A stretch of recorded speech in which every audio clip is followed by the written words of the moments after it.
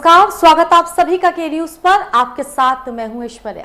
प्रदेशवासियों के लिए अच्छी खबर कि अब दूसरी लहर के प्रकोप से हम धीरे धीरे पार पा रहे हैं। अब सिर्फ 3 जिलों गोरखपुर, मेरठ और राजधानी लखनऊ को छोड़ के सभी 72 जिलों से आंशिक कोरोना कर्फ्यू हटा लिया गया है। लेकिन इस बीच एक ऐसी खबर भी जिसने सब तरफ सनसनी मचा दी, खासतौर से उन सभी डॉक्टर्स एसोसिएशन में जो कि उत्तर प्रदेश से संबंधित है। खबर ये कि सीएम योगी आदित्यनाथ ने अपनी टीम 9 के साथ बैठक की और इस बैठक में ये निष्कर्ष निकाला गया। निष्कर्ष एमबीए डिग्री धारक युवक और युवाओं के लिए बहुत ही अच्छा है क्योंकि उन्हें शायद नौकरी मिल सकती है। लेकिन निष्कर्ष क्या, डिसीजन क्या निकला, वो भी सुन लीजिए। कहा यह गया कि जो चिकित्सक हैं उन्हें केवल चिकित्सा कार्य ही करना है, यानी कि डॉक्टर्स की ड्यूटी केवल मरीजों को देखना और उनका इलाज करना यहां तक ही होगी। उसके बाद जो मैनेजमेंट का काम और एडमिनिस्ट्रेशन का काम है वो एमबीए डिग्री वाले युवकों को दिया जाएगा, जिनकी भर्तियां की जाएंगी। यहां पर सरकार का साफ तौर पे ये तर्क है कि डॉक्टर्स जो कि इलाज के लिए बने हैं उन्हें हम एडमिनिस्ट्रेशन और मैनेजमेंट के काम में ना फंसा करके रिलीफ करें, ताकि वो ज्यादा से ज्यादा मरीजों का इलाज कर सकें और जनता को इसका सीधा फायदा पहुंचे। लेकिन इस कदम से क्यों डॉक्टर्स संघ जो एसोसिएशन है वो नाराज हैं? क्या इसके पीछे का तर्क है? किस चीज को पैमाना बना करके निष्कर्ष निकाला गया है और क्यों इससे धरती का भगवान कहे जाने वाले डॉक्टर्स नाराज हैं? इसी पर आज हम चर्चा करेंगे। डॉक्टर्स नाराज।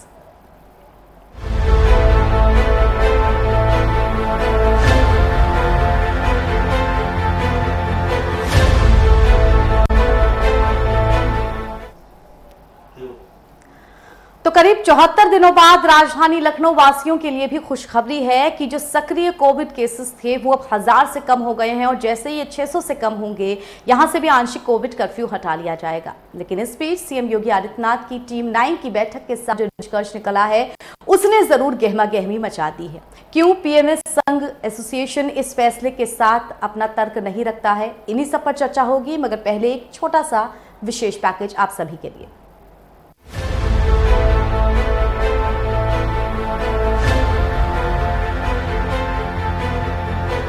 उत्तर प्रदेश के मुख्यमंत्री योगी आदित्यनाथ ने चिकित्सकों को केवल चिकित्सकीय कार्य में ही तैनात करने के निर्देश दिए हैं।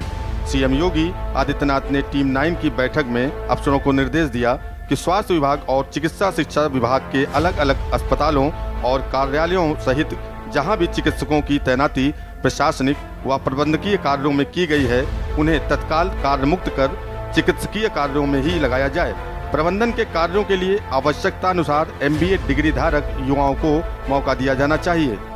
इस व्यवस्था के लागू होने से प्रदेश में डॉक्टरों की कमी को पूरा करने में मदद मिलेगी। साथ ही अस्पताल और स्वास्थ्य सेवा से जुड़े दफ्तरों में मैनेजमेंट के कार्यों के लिए एमबीए के छात्रों को मौका दिया जाएगा। यानी अब सीएमओ अस्पतालों के डायरेक्टर, डिप्टी डायरेक्टर, सीएमएस जैसे पदों पर एमबीए पास आउट छात्र इनका काम संभालेंगे। प्रदेश में 500 से ज्यादा डॉक्टर प्रशासनिक कार्यों में तैनात हैं।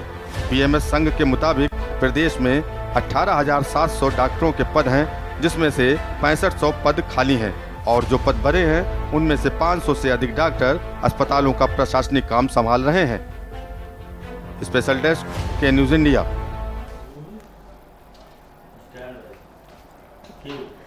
तो किस तरह से ये निर्णय लिया गया है और इस निर्णय में जैसे कि कहा जा रहा है कि सभी चिकित्सकों को तत्काल की कार्य है उनसे मुक्त किया जाए और वो तुरंत से इलाज करना शुरू कर दें। इन्हीं सब पे चर्चा करेंगे हम। और आइए बिना देर किए जो मेहमान हमारे साथ जुड़ गए हैं उनका परिचय आपसे करा देते हैं। हमारे साथ डॉक्टर सचिन वैश्य जी जुड़े हुए हैं, आप अध्यक्ष है पीएमएस संघ के। सर बहुत बहुत स्वागत आपका हमारी इस चर्चा में। हमारे साथ डॉक्टर अमित सिंह जुड़े हुए हैं, आप महामंत्री हैं पीएमएस संघ के। सर बहुत बहुत स्वागत है आपका। डॉक्टर सचिन, शुरुआत में आप ही के साथ करना चाहूंगी। सर, जिस तर्क के साथ ये निर्णय निकाला गया है वो तर्क यही है कि हम डॉक्टर्स की कमी से जूझ रहे हैं, कोविड का ये टाइम है, हमें और फ्रंटलाइन और मेडिकल वर्कर्स चाहिए। तो ऐसे में जो डॉक्टर्स तमाम तरीके के एडमिनिस्ट्रेशन और मैनेजमेंट के कामों में लगे हुए हैं उनको वहां से निकाल के फ्री कर दें और उन्हें ज़्यादा से ज़्यादा इलाज करने का मौका दें। इस तर्क के पीछे आप लोगों की सहमति नहीं तो क्यों, क्या वजह? देखिए, चिकित्सा क्षेत्र एक बहुत ही व्यापक क्षेत्र है और इस क्षेत्र से किसी अन्य क्षेत्र की तुलना कभी भी संभव नहीं है।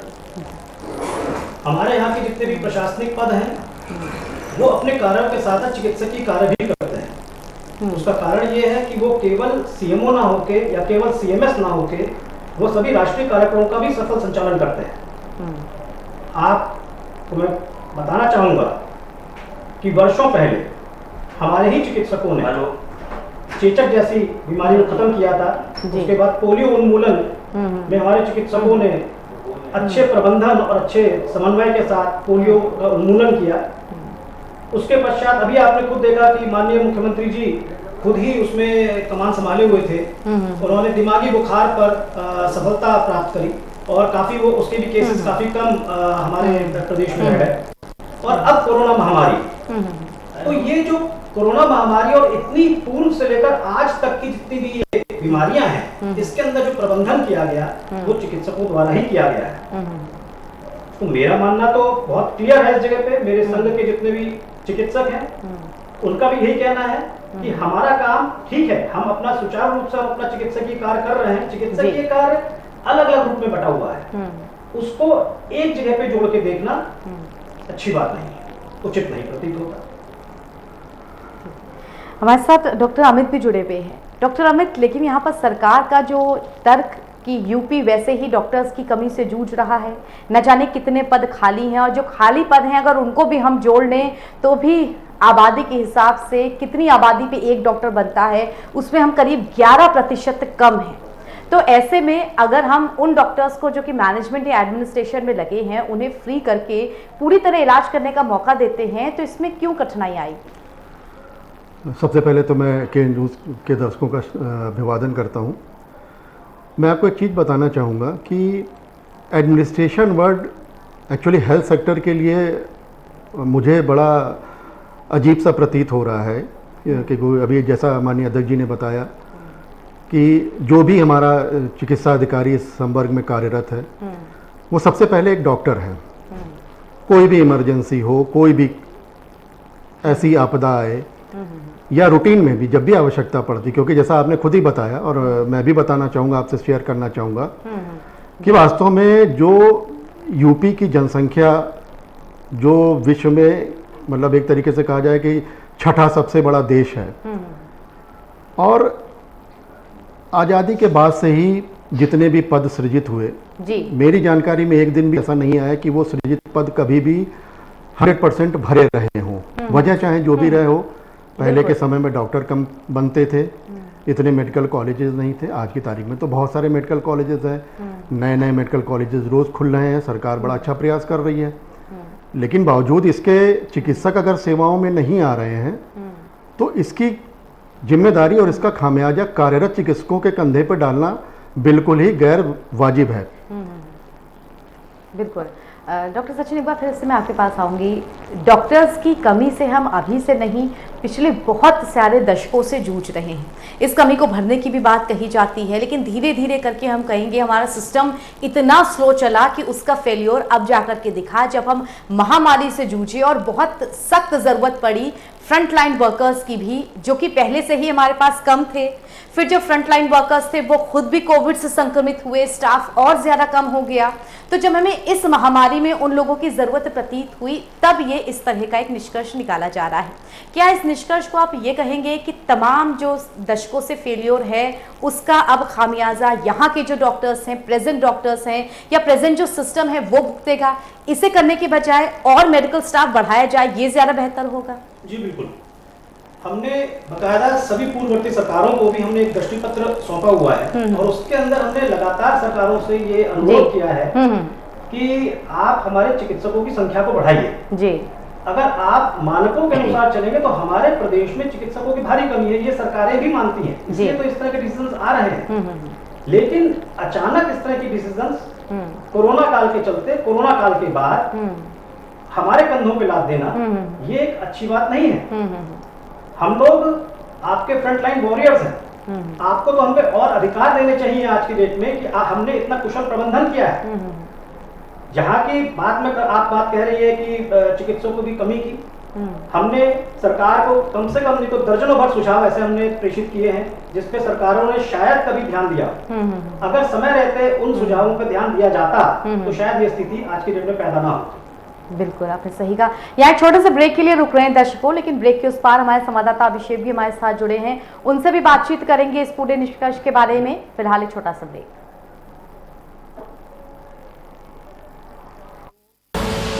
आप देख रहे हैं के न्यूज, खबरों का सारथी।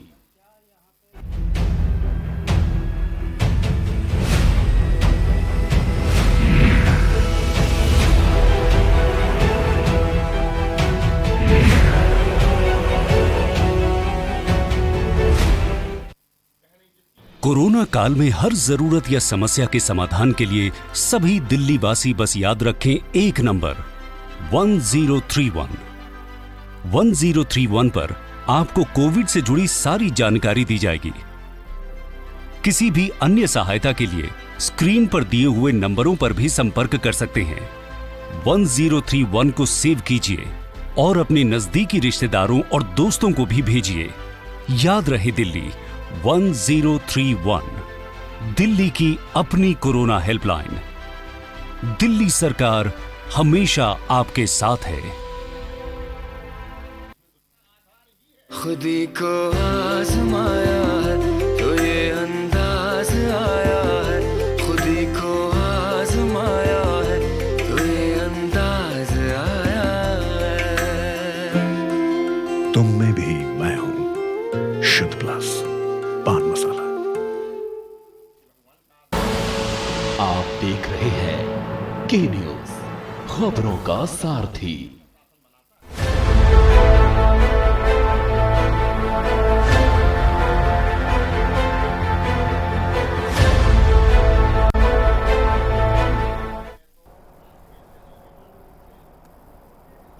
ब्रेक के बाद स्वागत आप सभी का। हम चर्चा कर रहे हैं भगवान नाराज, यानी कि डॉक्टर्स वो क्यों परेशान हैं, क्यों पीएमएस संघ नाराज है सरकार के उस निर्णय से जो कि इस वक्त डॉक्टर्स को लेकर के किया गया है कि किस तरह एमबीए डिग्री धारक युवकों को भी मेडिकल स्ट्रीम में लाया जाएगा, उनको मैनेजमेंट और एडमिनिस्ट्रेशन का काम सौंपा जाएगा।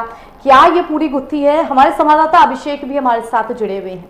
अभिषेक, आपसे समझना चाहेंगे सीएम योगी की क्या बैठक हुई, उसमें क्या निष्कर्ष निकला और किस बिना पर यह निष्कर्ष निकाला गया? में पैरामेडिकल स्टाफ को लेकर के बड़ा निर्णय लिया गया है कि जो भी सीएमओ होंगे, यानी हॉस्पिटल एडमिनिस्ट्रेटिव जो पोस्ट होगी वो किसी डॉक्टर या स्वास्थ्य विभाग के व्यक्ति की नहीं होगी, बल्कि उसके लिए एक एडमिनिस्ट्रेटिव ऑफिसर तैनात किया जाएगा जिसने बाकायदा हॉस्पिटल एडमिनिस्ट्रेशन का कोर्स किया होगा। आपको बता दें कि एमबीबीएस के बाद एमडी के समय भी एक हॉस्पिटल मैनेजमेंट का कोर्स होता है जो पूरी तरह मेडिकल फील्ड से रिलेटेड होता है, और एक डॉक्टर यानी एमबीबीएस भी उसे करता है। तो निश्चित तौर पर अब इसको लेकर के एक बड़ा प्रोपेगेंडा धीरे धीरे खड़ा होता जा रहा है और कई सारे सवाल भी उठ रहे हैं कि हॉस्पिटल स्टाफ की परेशानियां, डॉक्टर्स की परेशानियां, ओपीडी किस समय की जानी चाहिए, अगर ओपीडी डिले हो रही तो वो किस समय किया जाना चाहिए, कोई ऑपरेशन अचानक से होता है वो, उसको लेकर के बेहतर कौन समझ पाएगा, एक पैरामेडिकल स्टाफ यानी एक डॉक्टर या फिर एक वो व्यक्ति जिसने हॉस्पिटल एडमिनिस्ट्रेशन का कोर्स किया है, बाकायदा टेक्निकल डिग्री ली है उसकी, या वो बेहतर समझ पाएगा। साथ ही साथ एक आदेश और किया गया है, जितने भी सीएमओज हैं उनको बाकायदा ओपीडी करनी पड़ेगी, यानी वो मरीजों को देखेंगे भी, और इसके आदेश के कई सारे मायने निकाले जा रहे हैं कि हॉस्पिटल में, सरकारी अस्पतालों में डॉक्टरों की खासी कमी कई बार देखने को मिली है, और कहीं ना कहीं उसको लेकर के सीएमओ के सर पर बहुत ज्यादा प्रेशर रहता है जिले में डॉक्टर्स को लेकर के और हॉस्पिटल्स को लेकर के, हॉस्पिटल के मैनेजमेंट को लेकर के। सीएमओ पोस्ट जरूर क्रिएट रहेगी, लेकिन हॉस्पिटल का जो एडमिनिस्ट्रेशन होगा वो एक एडमिनिस्ट्रेटिव ऑफिसर के ऊपर होगा, जिसका चयन सरकार अब किस तरह करती है, क्या क्राइटेरिया बनाया जाता है, क्या पैमाने होते हैं, किसी पीसीएस ऑफिसर को रखा जाएगा, एलाइड पीसीएस ऑफिसर को या लोअर पीसीएस ऑफिसर्स को, या फिर और कोई एक नई पोस्ट क्रिएट की जाएगी जिसके लिए अलग से भर्तियां की जाती हैं, ये देखने वाली बात होगी। लेकिन कहीं ना कहीं स्थिति पशुपेश भरी हो गई है। अब नई रस्साकसी शुरू हुई है इस बात को समझने के लिए कि इस महामारी के समय जब डॉक्टर्स फ्रंटलाइन वॉरियर्स के रूप में काम कर रहे थे, फ्रंटलाइन पूरी तरह से ऑफिसर्स की तरह काम कर रहे थे, और फ्रंटलाइन में होते समय कई सारी बार वो बीमार भी हुए, कोविड भी झेलते रहे, और उसके बाद भी डॉक्टर्स ने अहम भूमिका निभाई है। तो उनकी तरफ से निश्चित तौर पर सवाल किया जाना बिल्कुल लाजमी है कि जब उनके अधिकारों को और बढ़ाया जाना था तो उनके अधिकार उनसे छीने क्यों जा रहे हैं। और किसी प्राइवेट व्यक्ति को अगर ये दिया जाता है तो निश्चित तौर पर असमंजस की स्थिति खड़ी होना निश्चित है कि अस्पताल में कोई डॉक्टर किसी डॉक्टर की परेशानी बेहतर समझ पाएगा। आपने सही कहा, एक ऐसा पेशा, एक लंबी पढ़ाई के बाद जब आप डॉक्टर बनते हैं, मेडिकल फील्ड में आते हैं, धरती पर आपको भगवान का दर्जा हासिल है, भगवान जितना दर्जा हासिल है, ऐसे में हम किस तरह का एक्सपेरिमेंट कर सकते हैं। डॉक्टर सचिन, एक बार फिर से मैं आपके पास आऊँगी, समझना चाहूँगी आपसे कि अभी तक एडमिनिस्ट्रेशन और मैनेजमेंट का काम जिस तरह से CMO की पोस्ट होती है, CMS की पोस्ट होती है, किस तरह से पूरा हैंडल किया जाता है और उसमें कहाँ हम MBA वाले लोगों को भर्ती करने की बात कह रहे हैं। देखिए, ऐसा है कि अभी भी हमारे जो CMOs हैं उनके कार्यालय में नेशनल हेल्थ मिशन NHM के अंतर्गत काफ़ी कंसल्टेंट्स और काफ़ी मैनेजर ऑलरेडी नियुक्त है। चाहे वो आपके डिस्ट्रिक्ट प्रोजेक्ट मैनेजर हों, चाहे वो आपके BCPM हो, ब्लॉक प्रोजेक्ट मैनेजर्स हों, इसके अलावा तरह तरह के कोल्ड चेन कंसल्टेंट्स, इसके अलावा मैटरनल एंड हेल्थ कंसल्टेंट्स, और इसके अलावा NTEP अगर आप लेती हैं, नेशनल ट्यूबरकुलोसिस एलिमिनेशन प्रोग्राम, तो उसमें भी आपके प्रत्येक जनपद के अंदर तरह तरह के कंसल्टेंट्स और तरह तरह के मैनेजर्स नियुक्त हैं। इसके अलावा सरकार द्वारा टेक्निकल सपोर्ट यूनिट का भी गठन किया गया है, जो कि समय समय पे अपनी टेक्निकल सपोर्ट देती है।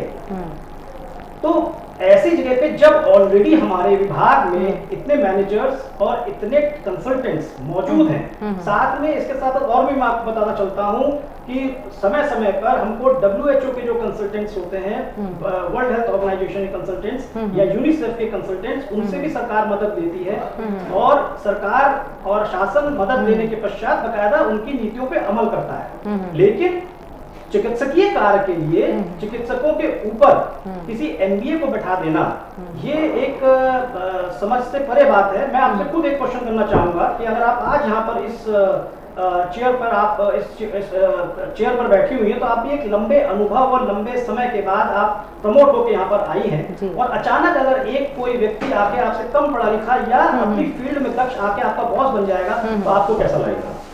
तो अगर आज की डेट में हम सरकारी चिकित्सक हैं, हमने जब अपनी सेवा शर्तें, जब हमने नौकरी ज्वाइन करी तो हमारी सेवा शर्तें थी, हमारी जो भी सरकारी नौकरी, चाहे वो कोई भी कार्मिक हो, कोई भी अधिकारी हो, अगर वो सेवा अपनी करता है तो उसकी अपने एक निश्चित प्लानिंग होती है, उसकी एक प्लानिंग होती है कि वो इस समय पे, उसका एक सपना होता है, उसको ये पता लगता है कि हमको अगर ये पद मिलेगा तो हम उसके लिए मेहनत करेंगे। लेकिन अगर पद नहीं रहते हमारे पास, जिससे कि हमारी कहीं ना कहीं कुछ ना कुछ इज्जत बनती है हमारी, तो उस जगह पे फिर हम लोग चिकित्सकीय कार्य तो कर ही रहे हैं। हमने कब उस बात से मना किया कि हम चिकित्सकीय कार्य नहीं कर रहे हैं?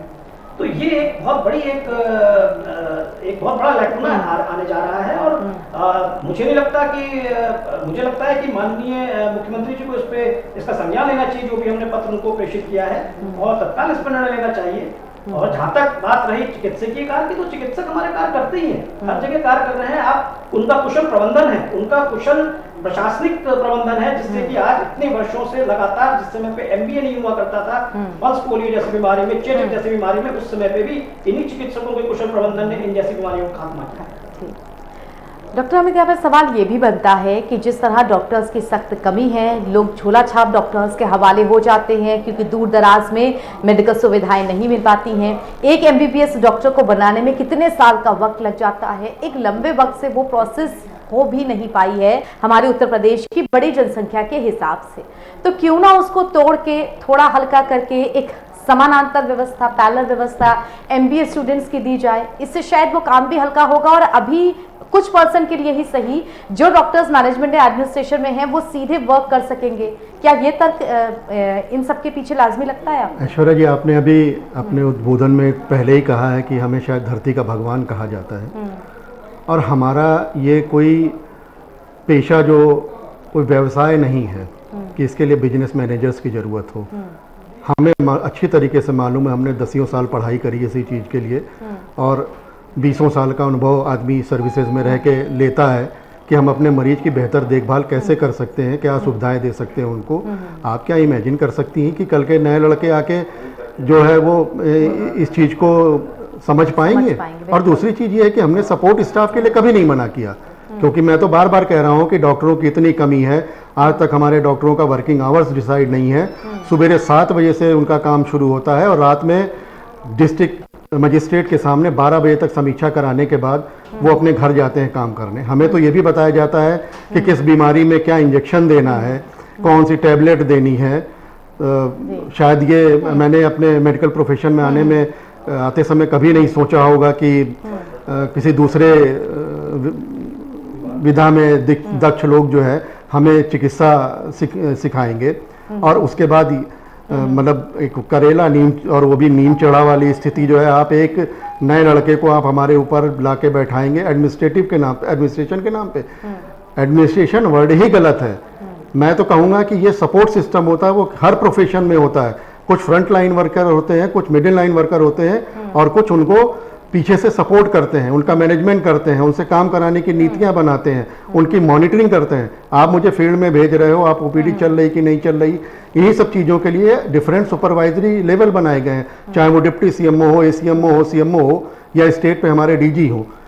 तो आप एक सिस्टम जब आप रन कर रहे हैं और वो स्मूथली रन करे, उसके लिए आपने सुपरवाइजरी कैडर बना रखा, तो उनको डिग्रेड करने की आज की तारीख में क्या जरूरत है? आप एमबीए भेजिए, एक नहीं 10 भेजिए, आप उनसे काम नहीं। ऑलरेडी जो पहले एमबीए काम कर रहे हैं, पहले तो उनकी समीक्षा करिए कि भाई आपको क्या सोच के लाया गया था और आपने क्या किया, जिसमें आज ये नौबत आ रही है कि डॉक्टर जो है अपने सर पे किसी गैर तकनीकी आदमी को, दूसरी विधा में दक्ष आदमी को बैठाने के लिए सरकारें सोच रही है। सर, आपकी बात लेकर के मैं डॉक्टर सचिन आपके पास अपने आखिरी सवाल के साथ आती हूँ। क्या लबोलुबाद ये कि गोल गोल घूम के हम मेडिकल स्टाफ और विशेषकर डॉक्टर्स की कमी से जूझ रहे हैं, उससे फिल करने की सबसे ज्यादा जरूरत है, सारी परिस्थितियां सुलझ जाएंगी, लेकिन ये जो उसके बदले में पैरेलल बनाने का तर्क है, ये गलत है?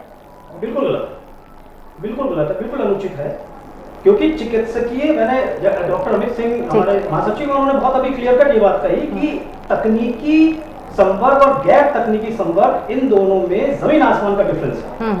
हम तकनीकी प्रबंधन देखते हैं, तकनीकी संवर्ग हैं हम, और हमारे संवर्ग की कार्यदशाएं अन्य संवर्ग से भिन्न है। हम लोग नीचे से उठते हुए अपने कार्य अनुभव, अपने ज्ञान के आधार पर आगे बढ़ते जाते हैं और एक निश्चित पद को प्राप्त करते हैं, वहां से हम रिटायर होते हैं। लेकिन आज की डेट में फिर वही बात है कि किसी भी इंसान को अगर आप पैरेलल व्यवस्था के तहत शुरू कर देंगे तो ये व्यवस्थाएं और चरमराएंगी। मैं आपको बताता चलता हूँ कि विगत वर्षों के अंदर क्या क्या प्रयोग किए गए।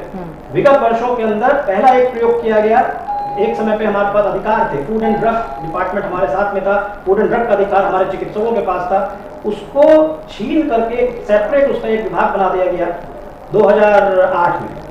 उसके बाद 2011 के अंदर एक और पद क्रिएट हुआ, जिसको कि उस समय पे chief medical officer family welfare का नाम दिया गया, जिसको डिस्ट्रिक्ट प्रोजेक्ट ऑफिसर का नाम दिया गया, डीपीओ का नाम, जिसकी परिणति काफी वेतन विसंगतियों के बाद काफी एक एनएचएम घोटाले के रूप में हुई। तीसरा 2004 के अंदर हमारा एक कैडर रिव्यू किया गया। उस कैडर रिव्यू के अंदर हमारे कैडर को 4 उपसंवर्गों के अंदर बांट दिया गया, और उन 4 उपसंवर्गों को बांटने के बाद जब वेतन विसंगतियां और वरिष्ठता विसंगतियां उत्पन्न हुई तो 2008 में सरकार ने फिर फैसला लिया कि हम उस कैडर को फिर से मर्ज कर देंगे। तो ये तो एक प्रयोग है।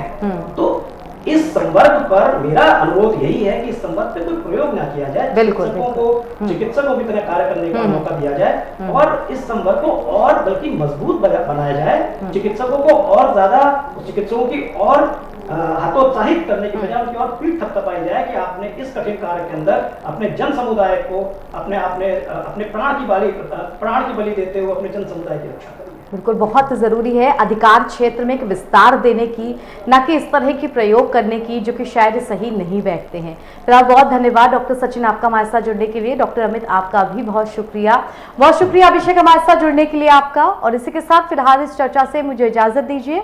देश दुनिया की तमाम खबरों के लिए के न्यूज़ के साथ जुड़े रहिए। धन्यवाद।